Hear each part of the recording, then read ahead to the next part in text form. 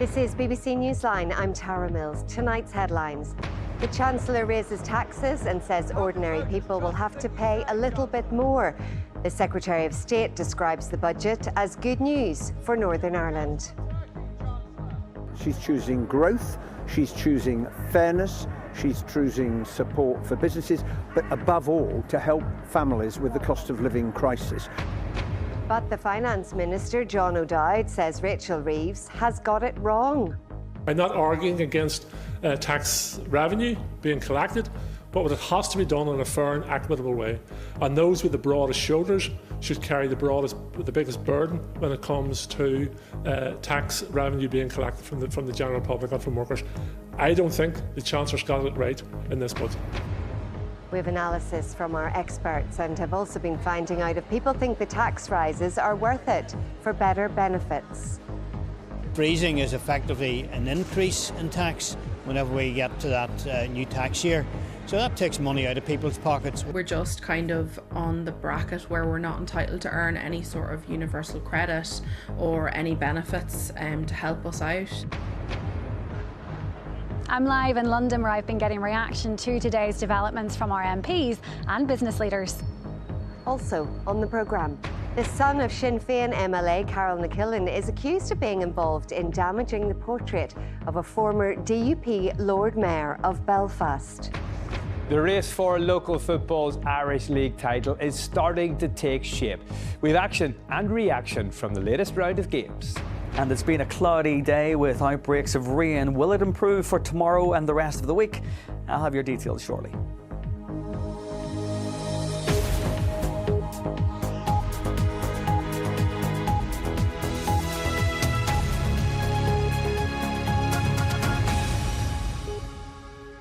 Hello and welcome to Wednesday's programme, and we start tonight with the budget and how it's going to affect us. The Chancellor, Rachel Reeves, said she was asking everyone to make a contribution and admitted that working people will be hit by tax changes. In line with the Labour manifesto, income tax rates will not be going up. Instead, income tax and national insurance thresholds will be frozen, meaning people will pay more tax when they get a pay rise. The two-child benefit cap is to be removed, giving the poorest families around £3,500 a year more in benefits. And electric car drivers will have to pay for every mile they drive. Our business correspondent Patrick Fee has been delving deeper into what was announced today. Finally, after weeks of speculation, of rumours, of plans floated then abandoned, Chancellor Rachel Reeves has delivered her budget with a host of measures intended to raise revenue and one or two high-profile spending commitments. The Chancellor also announced an additional £370 million for Northern Ireland, not quite enough to cover Stormont's £400 million projected overspend. Finance Minister John O'Dowd gave us his reaction. I'm not arguing against tax revenue being collected, but it has to be done in a fair and equitable way. And those with the broadest shoulders should carry the biggest burden when it comes to tax revenue being collected from the general public and from workers. I don't think the Chancellor's got it right in this budget.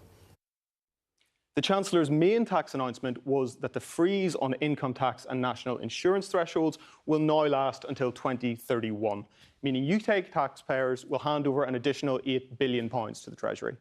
But how does that work in practice? Let's take a look at the median wage for a full-time worker in Northern Ireland. That's around £37,000. Currently, you'd pay around £6,860 in income tax and national insurance, about 18.5% of your income. But the government predict that inflation will push your wages up by around 2.5% each year. As those wages rise and thresholds don't, a larger share of income will be taxed, and more people will find themselves in higher tax brackets. By the end of the freeze, someone on that median wage will have paid an extra £700 in tax, with around 19.2% of their income now going to the Treasury. Those already close to higher tax thresholds will be harder hit. And that isn't the end of the story on taxes. Dividend income, property income and interest income. So basically anything that's not trading or employment income, there will be increased income tax of 2% on all of that. Also there was changes to the salary sacrifice, so there's going to be a cap on that of £2,000 per person per year. But again, that doesn't come in until 2029. It's quite a while before a lot of these things come into play. But today wasn't all about revenue raising. The Chancellor has also lifted the two-child limit on benefit payments. Around 21,530 children here are newly eligible for universal credit payments worth around £3,500 for each additional child. And that could have a huge impact on larger families currently struggling with the cost of living. Another headline was the new pay per mile charge on electric vehicles from 2028. That will be 3 pence per mile for battery electric vehicles and about half that for plug-in hybrids. But how precisely that policy is going to work is not yet clear. A Treasury source has ruled out a black box style onboard monitoring system, instead asking electric vehicle owners to self-report their mileage.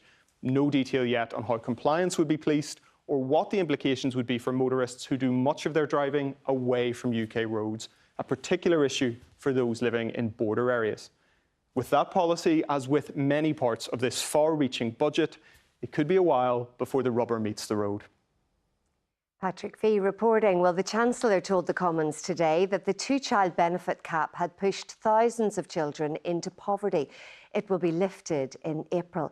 We'll all be affected in different ways by the budget. Our reporter Julie McCulloch has been talking to people about what they make of it. At the Buttercrane shopping centre in Newry, it's all about keeping people spending.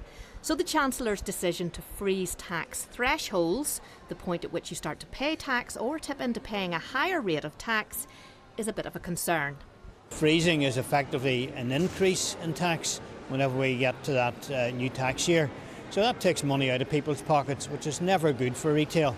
Some of those who might have a bit more money to spend in the shops are these teenagers who all have part-time jobs. Under the new minimum wage rules, their hourly rate will go up from £10 to £10.85. Due to the cost of university fees, I think it increasing as well will also help.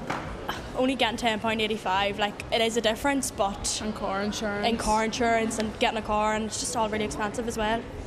But that increase turns into a cost for business owners like Jaron O'Neill, who runs a restaurant in Belfast's Cathedral Quarter. In April, we got hit with a massive national insurance increase, which we're still feeling and trying to manage there, and then hoping for some sort of support or some changes this budget to see just more increases with no support.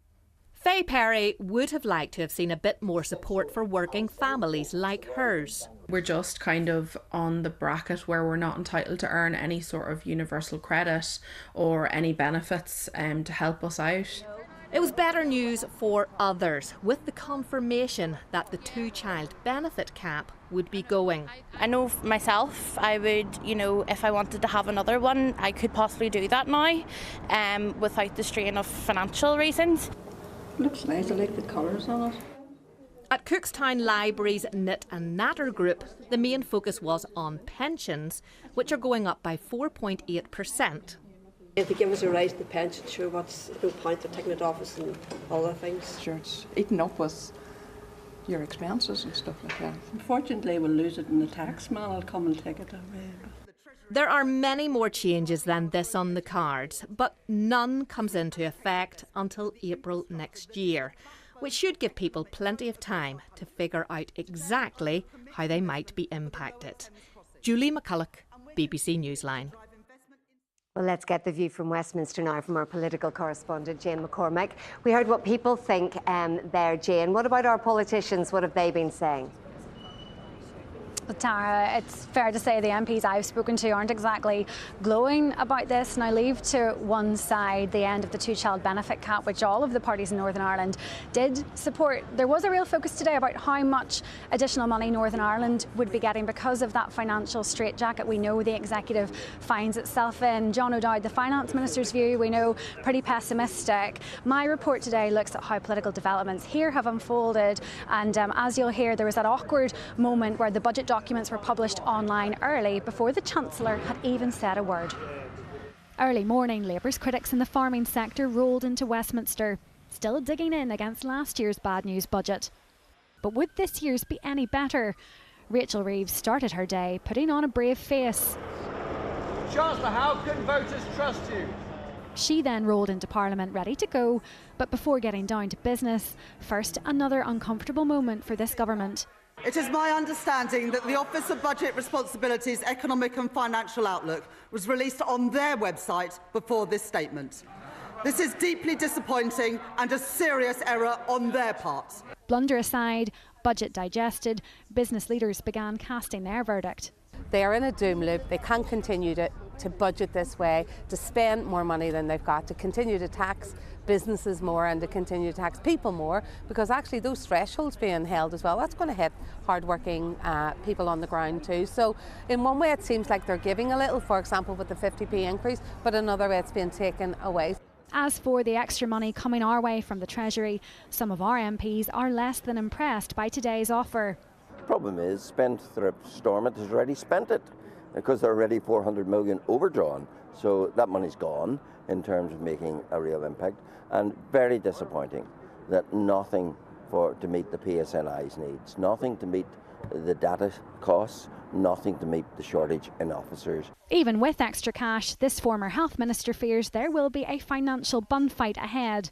I've already heard Mike saying, in regards to our community care workers who were expecting that increase to living wage as well. That level has just been raised, so it means he has to find more money to actually meet those commitments as well. So an executive commitment has to be met, and it is about making tough decisions, and the executive has a challenge in front of them. That argument, Stormont's opposition says, ran out of road some time ago. What we get from London will always be less than what we want, but I do think it's repeatedly used as an excuse not to deliver, not to reform, not to act with the mandates and the resources that they have been given from the executive, and the time for that is over. We now know what is available, and it's time to get on with it. And as for getting on with government business, some are sceptical about the Prime Minister's future. Keir Starmer is going to find it very difficult to survive, and I think that Rachel Reeves, people know she's on her last call now anyhow, because she really hasn't managed the economy in the way that she promised, and she has had, for whatever reason, to break so many promises which were in their manifesto. Brexit was the policy that steered the Tory ship into turbulence. Might the fallout around today's budget end up part of what sinks this Labour government? Well, the Secretary of State, Hilary Benn, says Northern Ireland has done well out of the budget today, getting that extra £370 million over the next 3 years. I pressed him on that earlier, and I also put it to him that some feel today is a missed opportunity by Labour. In this, she's choosing growth, she's choosing fairness, she's choosing support for businesses, but above all, to help families with the cost of living crisis. And I thought she set that out really clearly and very effectively today. Wouldn't it better help? I mean, you will know that Northern Ireland's executive already has a potential overspend of £400 million for this year. You're offering them £370 million over the spending review, a 3-year period.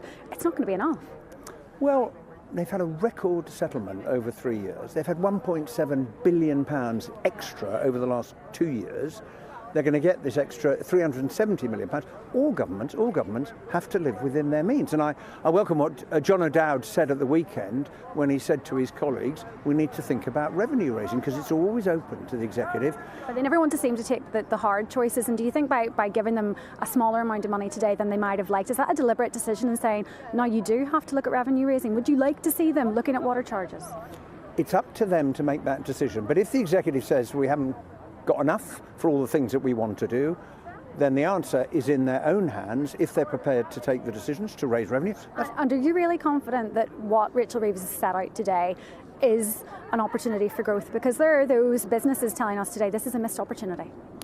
Well, when you look at Northern Ireland, the economy is growing better than the United Kingdom as a whole. It has this unique advantage of dual market access. If you want to come and invest to sell to the European market and to the rest of the United Kingdom, there is no better place to put your money than in Northern Ireland. We see a growing number of firms doing that. There's so much potential and opportunity.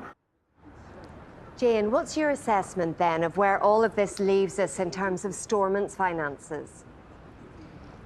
Well, look, Tara, first of all, what has to happen next is that the Finance Minister, John O'Dowd, has to hold what's known as a monitoring round. It's basically an exercise where Stormont departments look at the money they haven't been able to spend this year and they reallocate that back into the pot. So the budget today helps put that process in motion. We know that's due to happen next month. But I suppose wider than that as well, there are difficulties here for the executive. John O'Dowd has been pretty clear he's nowhere near as optimistic as Hilary Benn about what the executive has at its hands this year. He says there's only about £18 million that the executive can use in this current financial year. That is hardly going to go very far to plug that potential £400 million overspend that has been talked about. And then when you add in those pay pressures across different departments and the PSNI data breach as well. And the other thing I would also say is that we now are going to see Stormont try and also set its process of a multi-year budget in place. Now, in theory, multi-year budgets help Stormont departments plan their day-to-day spending better. But of course, getting agreement on it can be tricky. We haven't had one in more than a decade. So while today's news does set all of this process kick-started, if you like, getting agreement on a multi-year budget could be very difficult indeed, as we know. Jane, Westminster, thank you. As always, you can find out more on today's budget right now on our website or by downloading the BBC News app.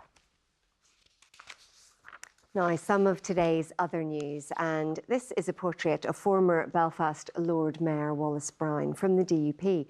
The painting was vandalised last year, and today a Stormont committee heard claims that the son of the Sinn Féin Assembly member Carol McKillen may have been involved in the damage. The allegation was raised during a meeting of the Executive Office Committee. Here's our political correspondent, Gareth Gordon.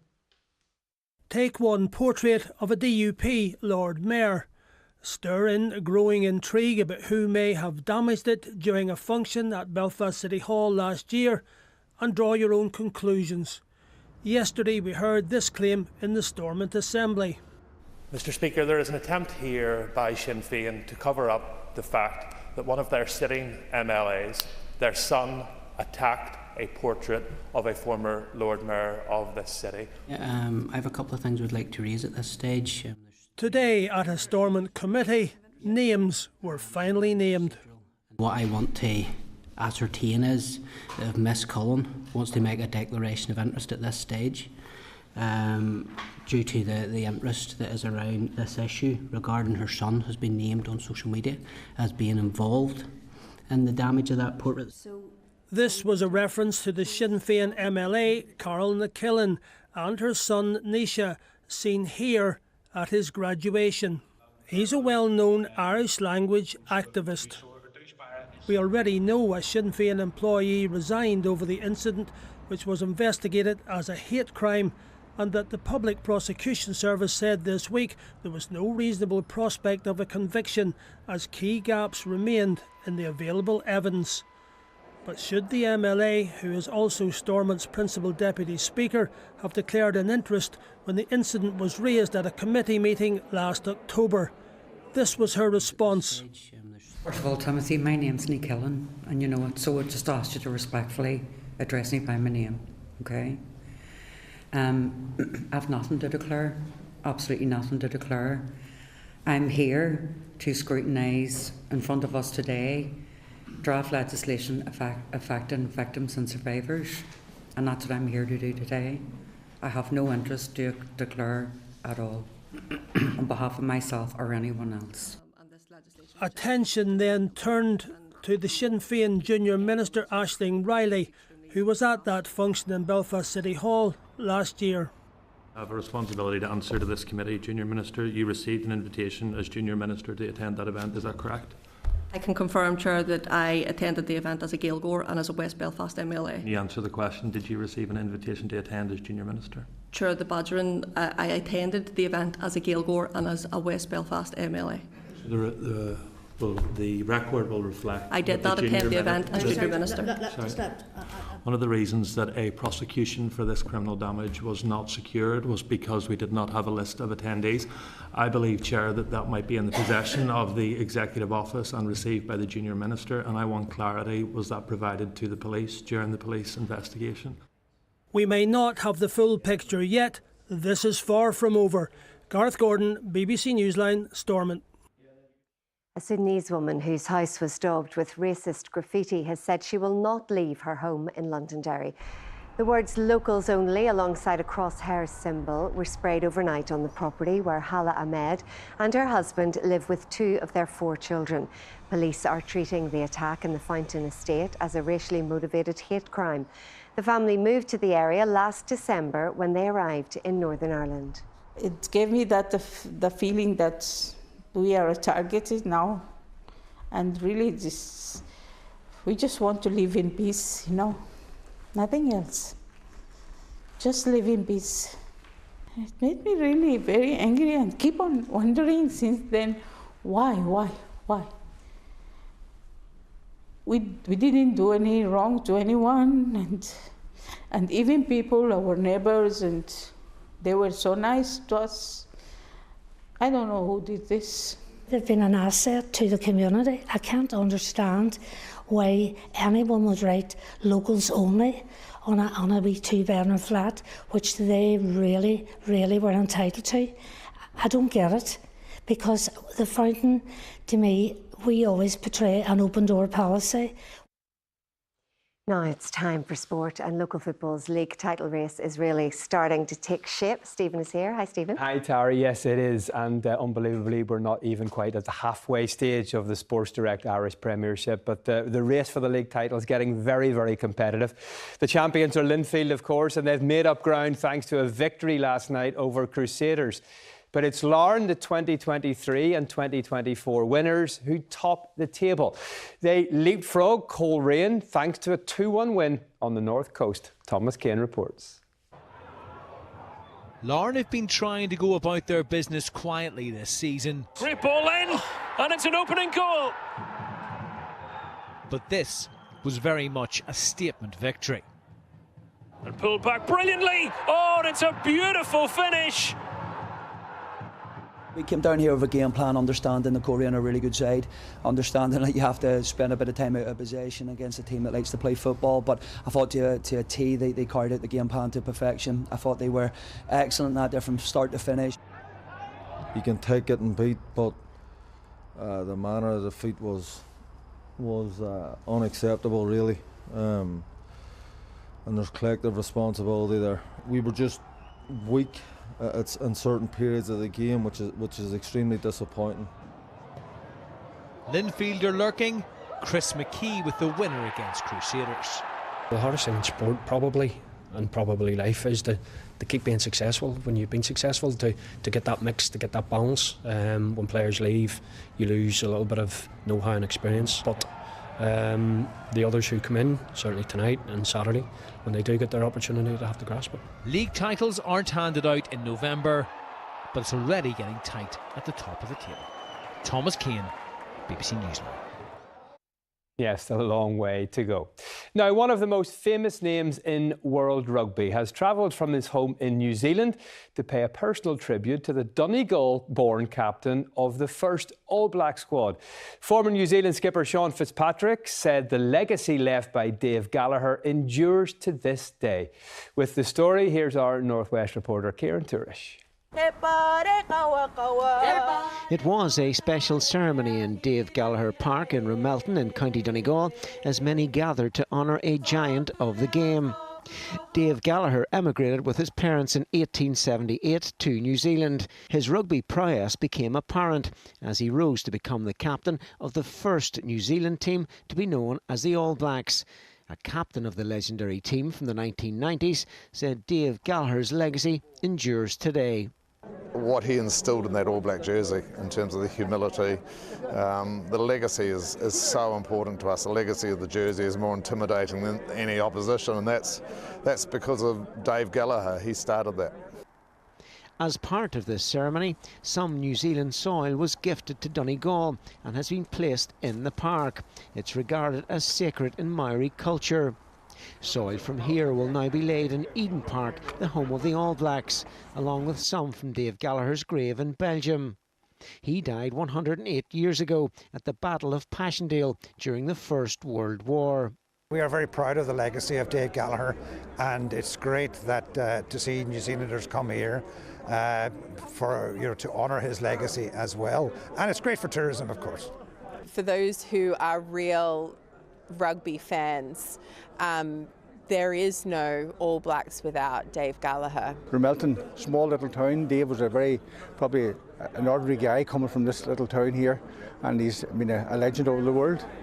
The organisers say this has been a poignant ceremony, cementing the link between Donegal and New Zealand and honouring the legacy of Dave Gallagher. Kieran Turish, BBC Newsline, Ramelton, County Donegal. Yeah, it's a very special day. Now, finally tonight it was confirmed that the 2030 Commonwealth Games will be held in the Indian city of Ahmedabad. There will be up to 17 sports included, and it will, of course, be the second time India has hosted the Games after Delhi in 2010. That is the sport tonight, just about. I'll see you tomorrow, Tara. See you then, Stephen. Thanks very much. Time for the weather now. Lovely picture of Belfast, but doesn't exactly sum up how wet it was here today. Yeah, it was licing it down, but it was mild for the time of year. Temperatures got up to 13 degrees in a few spots. That's well above average, and they're not really going to fall very far tonight. We have a lot of cloud. It is mainly dry. A few spots of drizzle and some rain overnight could be on the heavy side, but temperatures staying at 10 or even 11 degrees. That's close to about 8 or 9 degrees above average for the time of year in some cases. So a mild start to tomorrow, but the winds from the southwest picking up. There will also be some dampness around at first, improving through the day. So a windy, cloudy, mild start. We have a band of rain coming in from the west. Some of that could be heavy. But as you can see behind it, it's going to brighten up nicely with plenty of sunshine. But the winds are going to pick up as well tomorrow, and any showers being fired across will be quite blustery. But temperatures could reach around 14 or 15 degrees. That's about 5 degrees above average for the time of year, so it will be mild. Tomorrow night, though, those temperatures begin to drop and it will be a colder night. The winds, though, are going to pick up too. Gales around the coast, even inland, 40 to 50 mile an hour gusts at times, with temperatures down to around the mid-single figures. So a colder day on Friday, also a windier day, especially around the coast, with some blustery outbreaks of rain coming in too. Won't always be raining, some dry gaps in between and a few glimmers of sunshine, but certainly first thing on Friday, a windy start, mainly dry. Then we'll begin to see the outbreaks of rain and scattered showers coming in from the west. So some blustery weather to get through towards the end of the week. And temperatures falling back closer to average at about 8 or 9 degrees. Now, over this coming weekend, those temperatures are gradually going to fall a little bit lower. 8 or 9 on Saturday, maybe 6 or 7 on Sunday, with some chilly nights in the forecast. For the time being, Saturday still looks as though it will be the better day. Some sunny spells coming and going, still a risk of the odd isolated shower. Sunday, a lot of cloud with some patchy rain, with those temperatures falling back closer to what they should be for the time of year. So mild conditions tonight and a mild day tomorrow. Clara, thanks very much. That's it for now. There's more analysis of the budget on the latest episode of the Red Lines podcast, which has just dropped on BBC Sounds. Have a good night. Bye-bye.